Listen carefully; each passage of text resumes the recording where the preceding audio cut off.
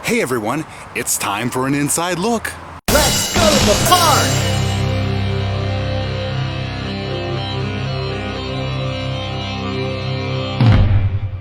Because once again, SeaWorld San Diego is letting you and me get a little glimpse behind the scenes at what happens in the lives of the awesome animals here at the park. It's kind of like reality television, but without all the baby daddy or mama drama. But there are babies, animal babies, and that, my friends, is precisely why we are here today. Because today's Inside Look is all about animal babies and their care and development and interactions. And just like last time, there's another special prize for filling in all the stamps on the Explorer's Guide. So we've got a quest to complete. Let's get started, shall we? This oughter be good. You'll see I'm not lying. Puns stopping.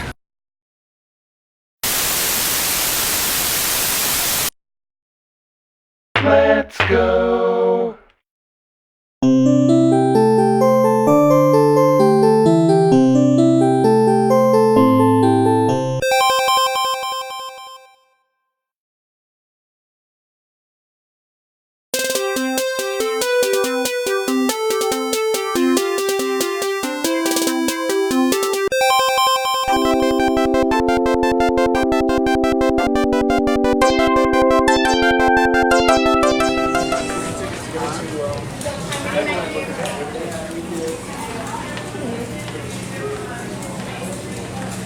I'm going to give them their butt pants right now.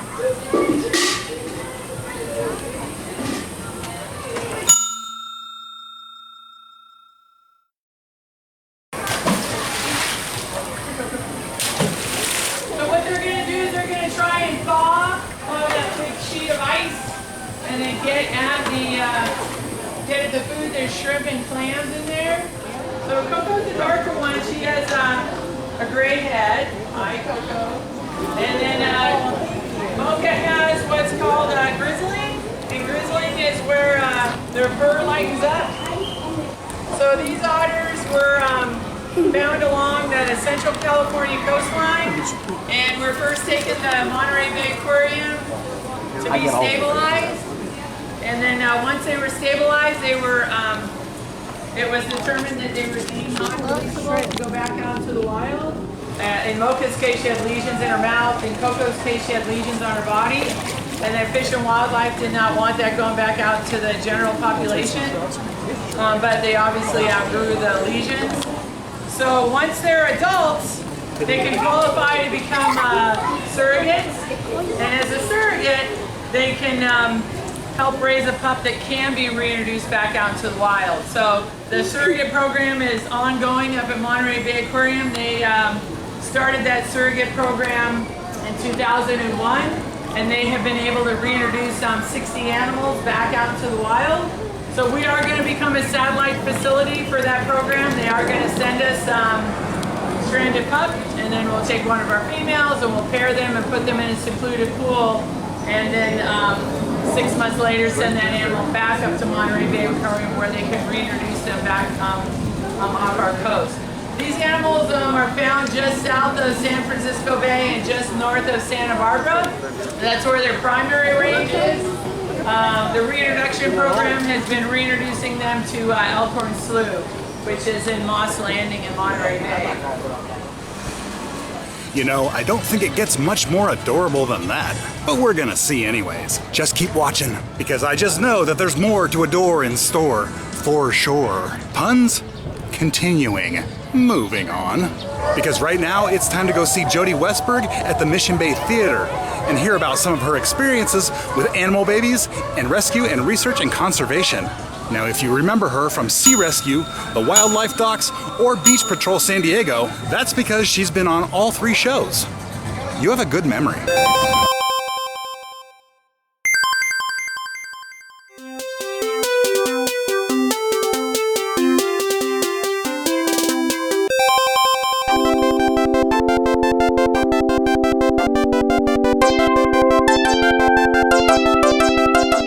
Right now, I am going to introduce to you a very, very integral part of our Inside Look and our SeaWorld rescue team, and her name is Jody Westberg. Give her a big round of applause, because here she comes.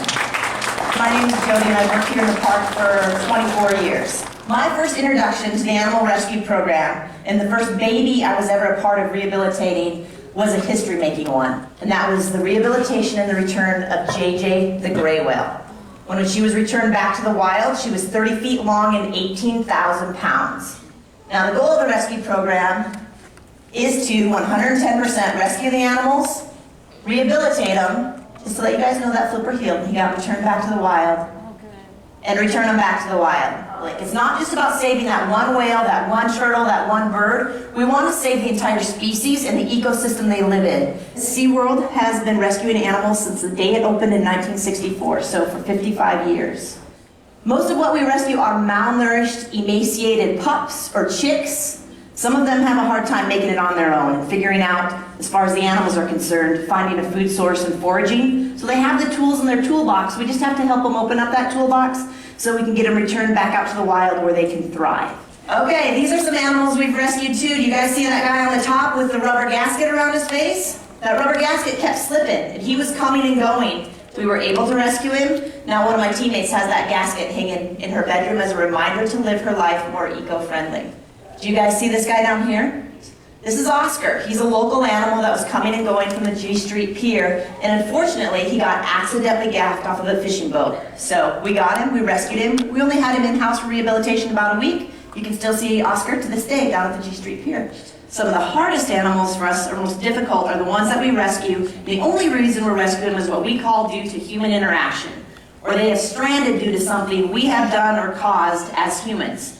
But you know what else? It's humans that are going to help them, and we're going to make that difference for them. So that's what we're going to talk a little bit about today, and just one day after World's Ocean Day, about what each one of us can do. Just make one change today that's going to impact and help wildlife. One of the easiest things you guys can do is use a reusable water bottle. And you can get them in all sizes, shapes, colors. They're a fashion statement too. And so again, don't change what you love to do, just change the way you do it. Like that very thought-provoking sea lion double dipping a little extra milk from a northern elephant seal mom. You just gotta think outside of the box, just like wildlife does. Reduced. You guys are gonna notice in the park today, all of us wearing these shirts. See how it says 22 on my shoulder? This shirt was made from 22 recycled plastic bottles. Now we have a great visual aid, and his name is Charlie the polar bear, and he is about to make an appearance. Don't be scared in the front row, he's kind of big. Charlie's pretty nice. So his name is Charlie because Charlie is made off of the same measurements and the same size as one of the polar bears that used to live here at SeaWorld San Diego. Now, Charlie was put together by our Wild Arctic team. Within just several weeks, a little less than 4,000 plastic bags is what they gathered to make this bear. But that's something, one really simple thing we can do is reusable shopping bags. The more you do it, the more you like it.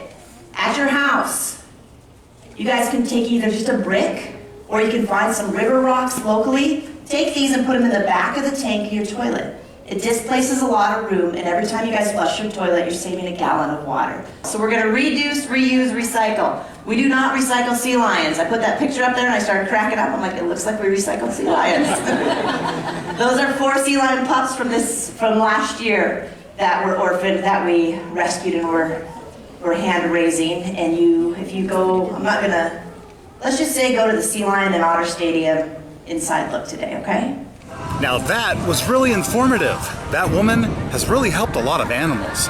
There's always more room in the world for compassionate people like that. And remember, reduce, reuse, and recycle. Just don't recycle felines. Now, let's head back across the park for our next encounter. It's gonna be killer.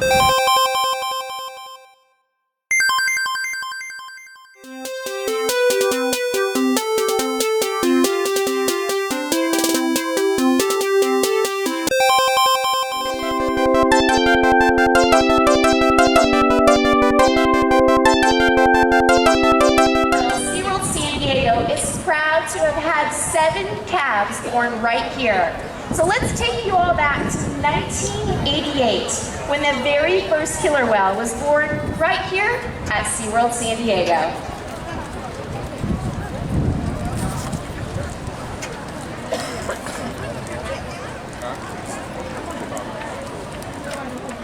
Now, ladies and gentlemen, boys and girls, it is my honor and privilege to introduce to you 30-year-old Orchid. Orchid is now full grown. She's just under 19 feet long, and she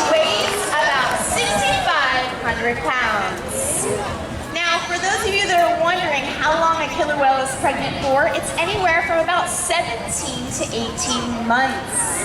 So during that time, we are monitoring her overall health. All of our whales are trained to roll over and present their tail flukes. This is how we obtain a blood sample from our animals. This also allows us to check those hormone levels, which also helps us predict when that calf is going to be born. And of course, make sure mom's nice and healthy.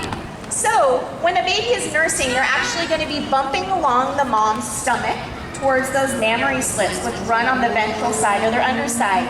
So you can see Jenna's asked Kalia to line up, and what she's going to do is just kind of mimic what the baby would do. And she's going to reinforce her when she gets down to those mammary slits. Now what I'm going to do is show you all a good look at Kasaka giving birth to one of her calves. You can see this is very normal behavior right here, but I want you to watch for something. It's going to be in the bottom right-hand corner. She starts to roll over. Do you guys see that? What is that? Milk, yes. So that is very important. We want to make sure that mom is ready to nurse that calf. Watch her topography and the way she's moving in the water there. As she comes around, is she actually latched on? So if you guess no, you are absolutely right. She's kind of just bumping along there, exploring the area, but she hasn't officially latched on to that mammary slit. So let's take a look at some of those ultrasound footage. This is actually of Amaya inside Kalia. You can see those lines right there are her ribs. And right below that is her heartbeat. And then also take a look, teeth and eyes. That was really cool to see.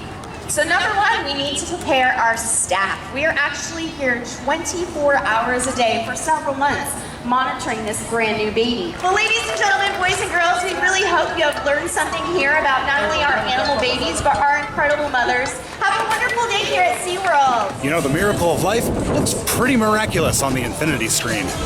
So awesome and very informative. Animal babies, babies, babies. Orca babies, babies, babies. Ugh, never doing that again. Well, I guess we better head to the next spot for another stamp on our guide. Flamingos? Flamingos what? Flamingos where? Flamingo that way.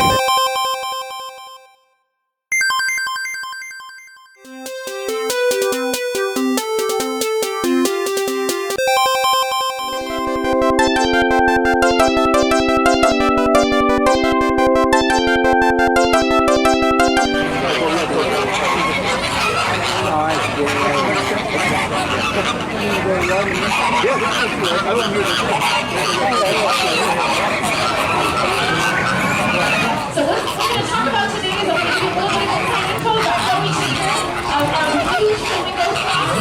Here at SeaWorld, we have babies right now. I'm really careful walking on the pathway over here because a lot of our Flamingo chicks have started to Now I have 220 adult flamingos in this exhibit. These are Caribbean flamingos. Their species actually has two names. They're Caribbean or American flamingos. And that really helps me out in understanding where you're going to find these animals. So I'm going to feed them one of their favorite foods. And it has a lot to do with the flamingos' coloration.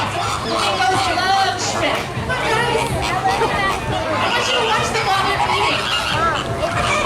Flamingos are filter feeders. This is one of their favorite foods, but you know what? Flamingos eat filter feeders. They eat almost anything. They love algae. What is another one of their favorites? Any type of organic matter, maybe even a piece of fish that are breaking down. So a flamingo island is where our birds lay their eggs, incubate them, and are raising their chicks. They come off their mouths and their parents, they're following their birth.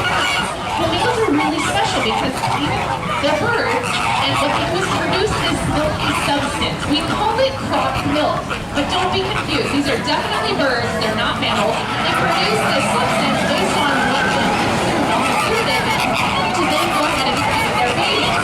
They just sort of throw in their crop, which is basically their natural that right into their in their natural environment, I think, estimates for maybe about 15, 20 years. Here at SeaWorld, where they have all of their needs met, they're in a safe environment, there's no predation. They're 45 to the 80s, quite possibly. But I'm not quite sure exactly how long they're going to go. We have some birds that are laying eggs and producing chicks that are just about in that 45 or over. thank you so much. Your visit today helped support this education for our keepers. I hope that you guys learned a little bit of new information today about the birds. Well, I'm just tickled pink after that encounter. What? If you're tickled purple, something went horribly wrong. Really though, those are some pretty cute looking birds. But now, let's flamingo and see what's flying and wait at the next encounter. I'm sorry, that one was completely unthinkable.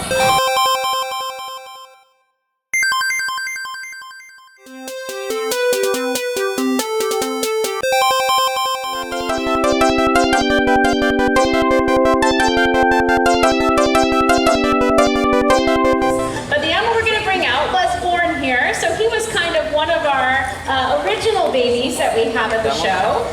His name is Duke. He'll be 23 years old, the 24th of this month. There he is! If you go to Lopez Cove, you're going to see a lot of big, giant male California sea lions, and they're probably sitting up on the beach, sunning themselves, looking for the ladies. So Duke right now, as I said, he weighs close to 750. Certain times of the year, he weighs about 600. So he has a variance of 150 pounds, depending on what season it is. But we wanted to share a little bit about Duke because, as I mentioned, he was born here. Duke's mom was rescued by our SeaWorld Rescue Program. Her name was Daisy. Daisy Duke, get it? His mom was a rescued animal. She lived at Sea Lion Point right behind us, and Duke was born in that exhibit at Sea Lion Point. Now you can see that Duke's playing with a toy right now. This toy he has loved since he was about 2 years old. Duke, if he had a choice and he came out and did a show right now, he would want to be reinforced with this toy. And it is our responsibility to rescue and rehabilitate animals along the coast of California. So all of the animals that are rescued and rehabilitated are they go through this process, right? And then we will rehabilitate them and we release them. That's our #1 goal, is we want to put them back out there. We don't want more California sea lions. And we are so stoked right now. We have 3 baby California sea lions at our amphitheater who are currently learning our show. All of them are deemed non-releasable by the United States government, that they can live. Now SeaWorld, of course, is an accredited facility, so they can stay here. Or we need to find another facility that is an AZA accredited, that is on the Stranding Network list. Now when they are deemed non-releasable and we decide, okay, we have a place for them to stay, then we'll start kind of building our relationship and starting this whole process. And that's what you see right now, is you see relationship building. We're still in these very beginning stages with a lot of our young animals, and we are getting them used to interacting with trainers. So right now out here we have Binks, who is a male, and he's with Dawn. And over with George, we have Nina. It's a little female. And they're learning their names, which they both know their names right now. They're also learning other simple words like water. For those of you who are over here, you probably heard Dawn go, water, and Binks went in the water. You'll also see that George in his hand has a stick with a little floaty on top. It looks like a giant Q-tip. It's a target. So right now, they are learning to simply touch their nose to a target. Learning the target is the building block of how we train all of our animals here at SeaWorld. And you can see that she's not doing exactly what George wants, but he's still reinforcing her. It's still very positive. It's very fun. Look at Binks is like, I want to try. And that's okay. They're baby. Oh! Yay! Good job. But you can see that Nina's very focused on George. She's still really giving cooperation and say, hey, wrong sea lion. But yay, thanks!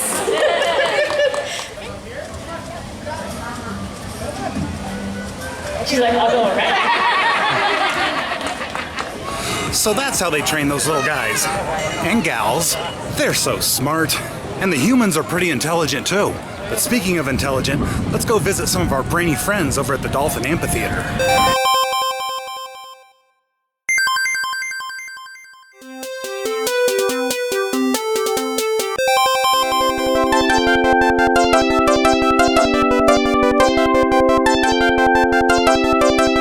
Here at Dolphin Amphitheater and throughout the park, we're talking this weekend and last weekend about babies, because there's nothing cuter than babies.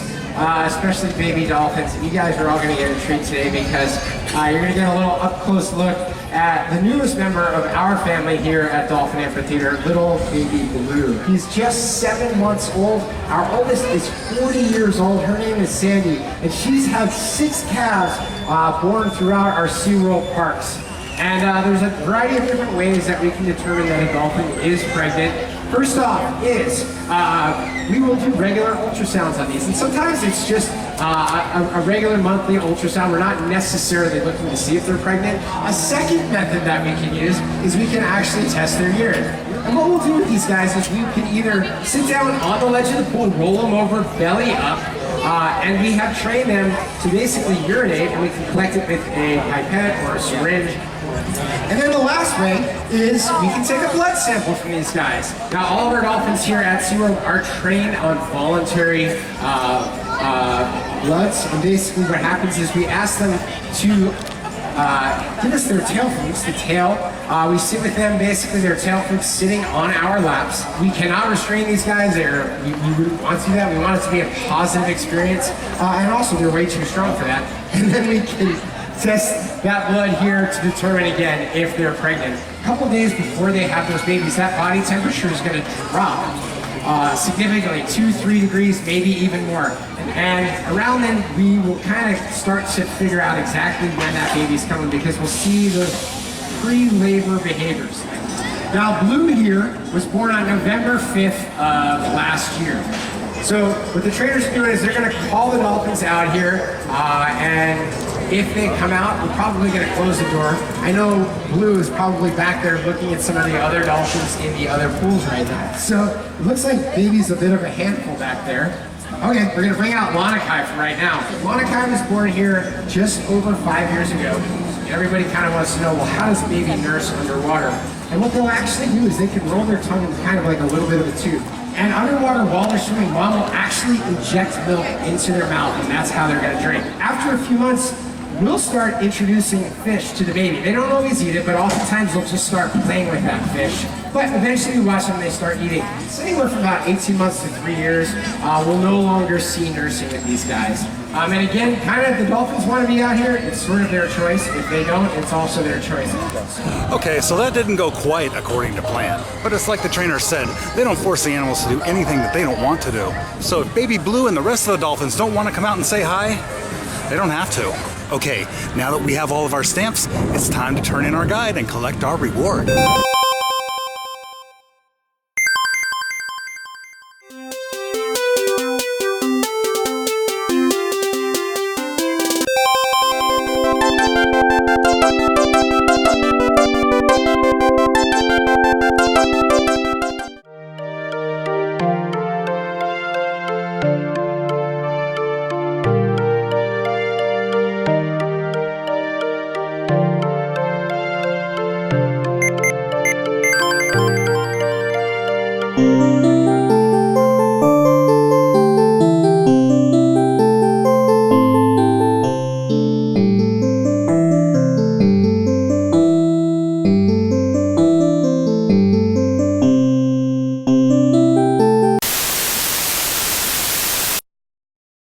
Quest number 2 complete.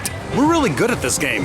We beat it on the first try. Thank you so much for joining me today here at SeaWorld San Diego for an inside look at the animal babies. Till next time, see ya later.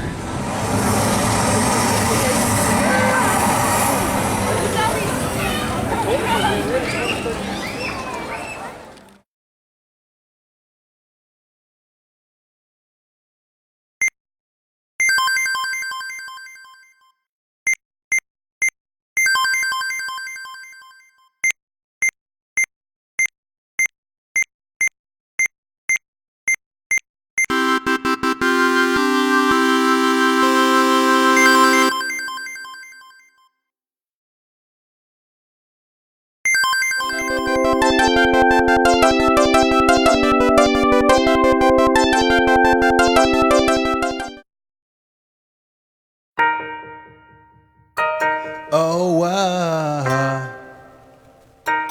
oh, oh, animal babies. Orca babies, babies, babies. Dolphin babies, babies, babies. Flamingos, otters, seals, and sea lions. Animal babies, babies, babies. Orca babies, babies, babies. Dolphin babies, babies, babies. Flamingos, otters, seals, and sea lions. Animal